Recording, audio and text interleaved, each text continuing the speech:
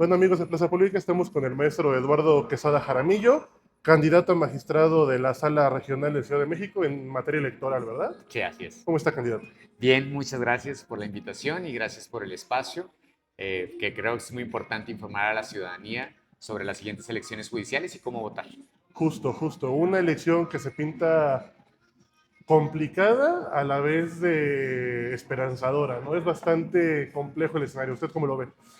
Pues creo que tienes toda la razón. La elección es novedosa, es un proceso inédito y en ese sentido, pues ahí encontramos lo complicado de cómo se va a desarrollar. La gente no sabe cómo votar. Es la primera vez que se acercará a un ejercicio democrático como este, pero también esperanzador, bien lo dices, porque sí creo que el Poder Judicial necesitaba una sacudida quizá, ¿no? Por emplear una palabra, pues bueno, así de clara, y esto comenzará a mover cosas. Entonces creo que puede haber una esperanza. ¿Cuál es su panorama acerca de la elección? ¿Qué expectativa tiene, aparte de ganar, obviamente? Claro, ¿Qué esa sería la expectativas primera. hay concretamente del proceso?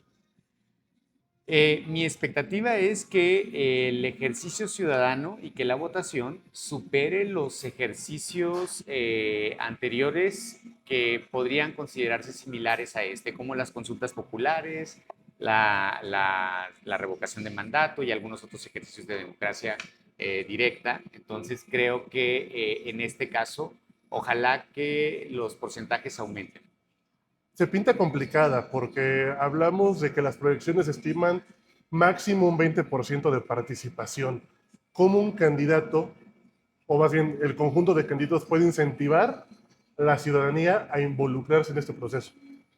Ese es un gran reto. Y cuando uno sale a la calle a entregar volantes y acercarse a la gente, te das cuenta que el 50% de las personas dicen sí voy a ir a votar y el otro 50% dice yo no quiero ir a votar porque no sé cómo se va a votar y no le entiendo y no sé qué hacen esos puestos, esos magistrados, esos jueces, ¿no?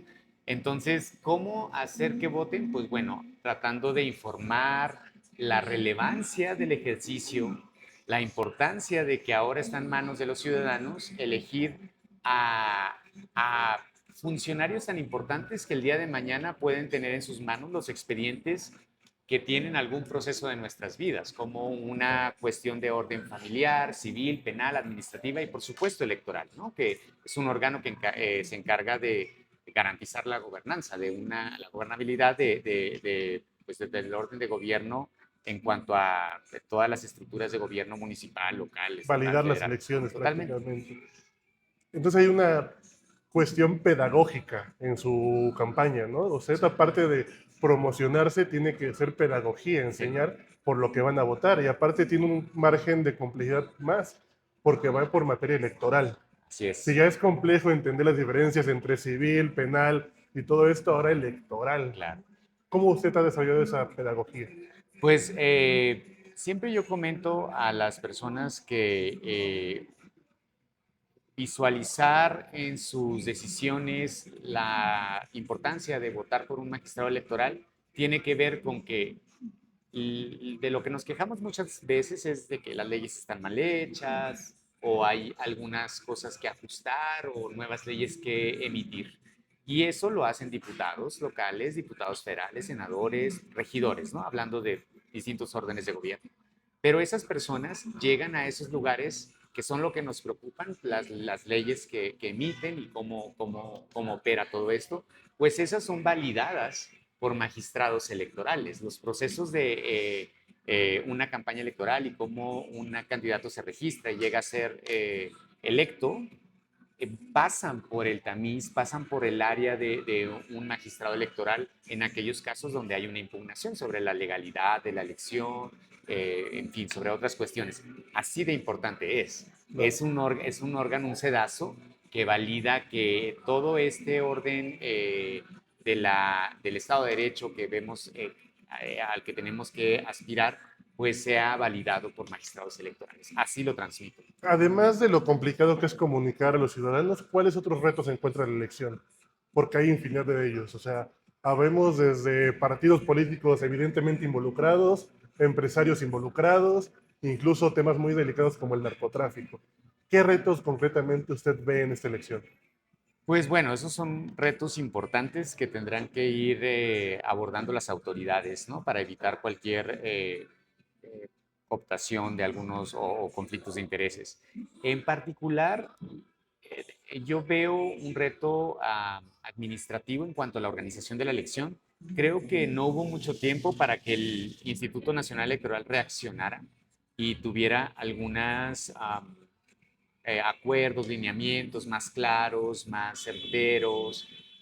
Han estado emitiendo lineamientos, por supuesto, en favor de la equidad de la elección, pero bueno, es a veces complicado limitar tanto a los candidatos. Entonces, para mí, ese es un aspecto complejo de esta elección. Este primer ejercicio es eso, ¿no? Un primer ejercicio. Falta en el 2027 modificar para un segundo ejercicio más efectivo. ¿Qué aspectos concretos habría que tecnificar más para que sea un ejercicio casi perfecto en el 2027? No sé si casi perfecto, pero esperemos que sí haya unas modificaciones.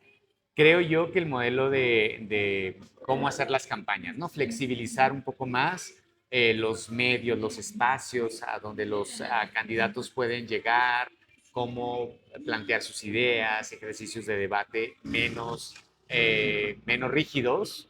Eso también la parte del financiamiento un poco menos rígida o encontrar una forma. Tienen 2 años para pensar todo, pero yo esperaría que en el régimen de financiamiento y fiscalización y en el régimen de las campañas o el modelo de comunicación política pudiéramos tener algunas ventajas para los candidatos. Usted tiene experiencia internacional en la OEA, en la Unión Europea, en la ONU. Este ejercicio es único en el mundo. ¿Cree que México sea referente en los siguientes años o se quede en un ejercicio meramente local, totalmente nacional, Aislado. aislado? Pues no lo sé, no tengo la respuesta hoy. Eh, que me gustaría que el modelo mexicano pudiera tener éxito, por supuesto que me gustaría. Me gustaría que mi país transicionara a un modelo de justicia más fuerte, más sólido. Y si esto puede apoyar, por supuesto que me gustaría que lo emularan otros países, pero no tengo la certeza de cómo se va a medir la efectividad de este sistema. ¿Y por qué lo digo?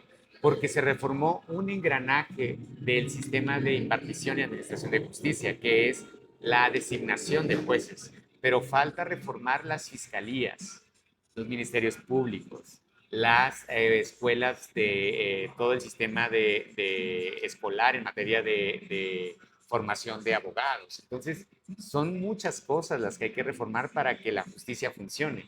Y esta reforma atiende únicamente a la designación de jueces. Entonces, habría que seguir armando una reforma más ambiciosa y más integral. Ahora,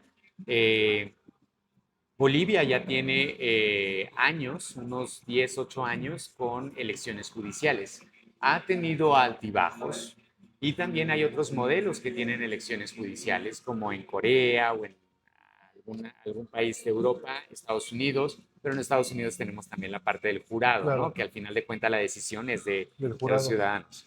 Entonces, sí hay como atisbos o ejercicios parecidos al que ahora vamos a tener en México. No somos el primer país que va a llevar esto. ¿Que vamos a ser el país más ambicioso en la forma en que se está llevando a cabo? Sí, vamos a ser el país más ambicioso. ¿Que esto podría verse como un laboratorio? Sí, se va a ver como un laboratorio.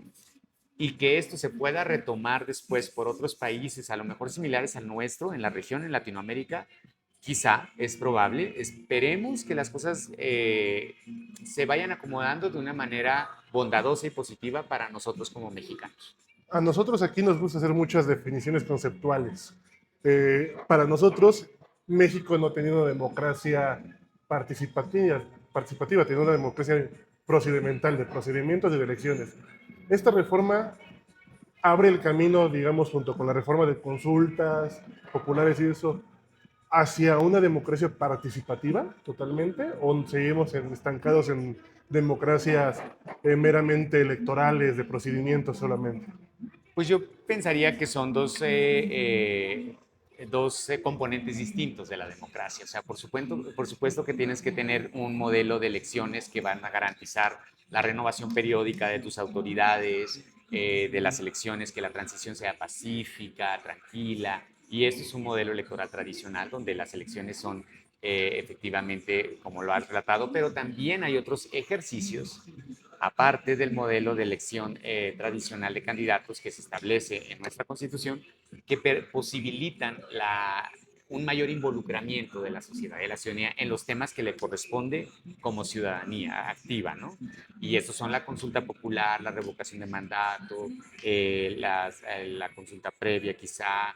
Había algunos otros modelos que se estaban llevando a cabo bajo esta iniciativa. Las elecciones judiciales se van a llevar a cabo mediante un esquema de elección tradicional, con la autoridad Claro. electoral, con todas las fases del proceso electoral.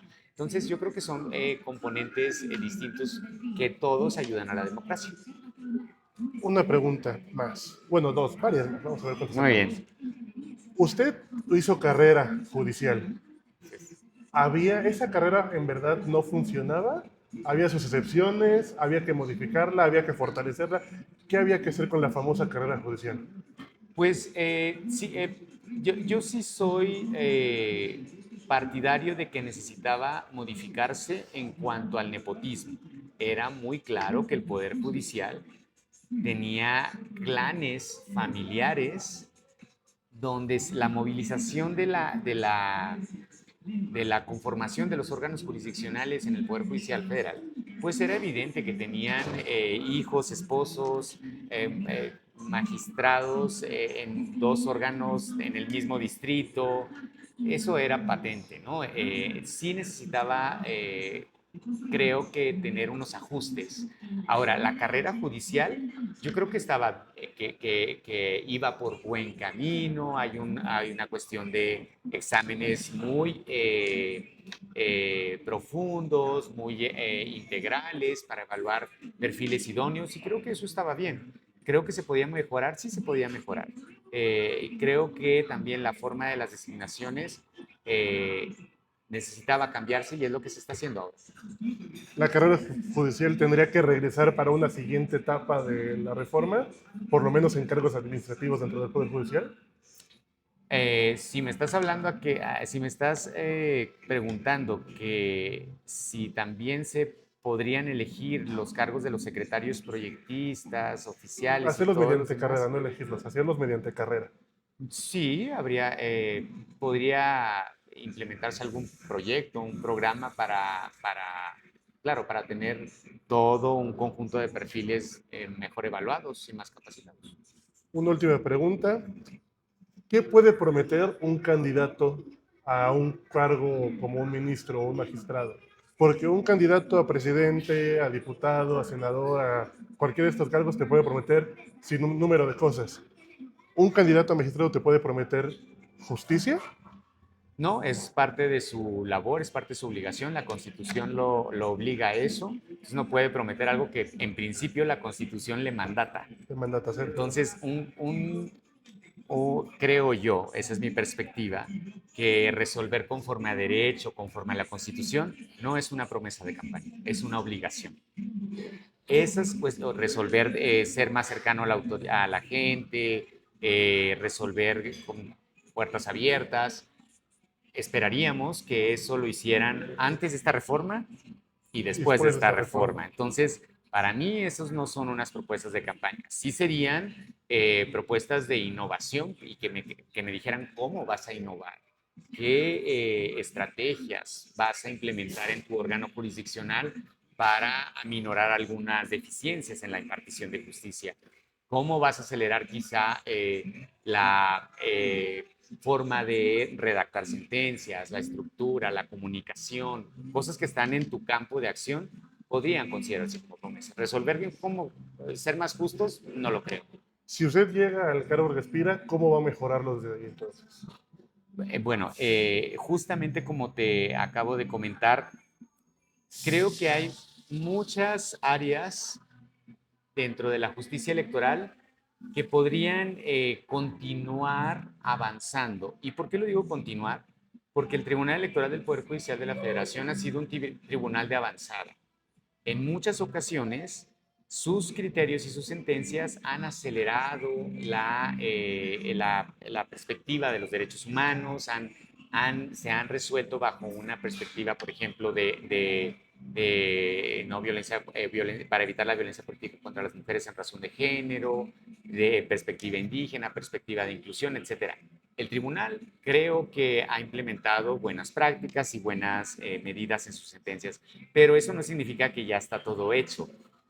Creo que hay áreas de oportunidad para continuar avanzando hacia, por ejemplo, sentencias más inclusivas, más donde podemos hablar el día de mañana no solo de paridad en todo, a través de las sentencias, sino de la inclusión en todo. Claro. Necesitamos espacios que le den derechos político-electorales a los grupos vulnerables reales y en su misma proporción, tal cual tenemos los estándares en cuanto a los derechos políticos electorales en razón de género, también se puede acelerar otro tipo de derechos políticos electorales de otros grupos vulnerables. ¿Un mensaje que quiera dar?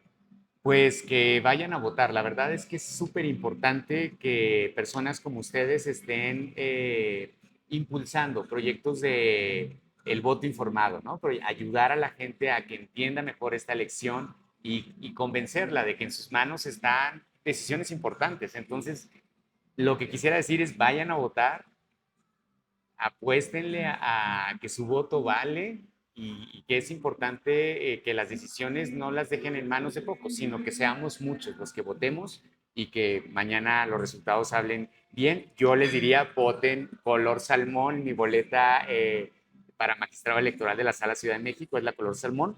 En mi caso, votan 6 estados en la circunscripción a la que contiendo. Es Hidalgo, Morelos, Tlaxcala, Puebla, Guerrero y Ciudad de México. Mi número es el 18, boleta color salmón. Vale, muchas gracias, candidato. Gracias.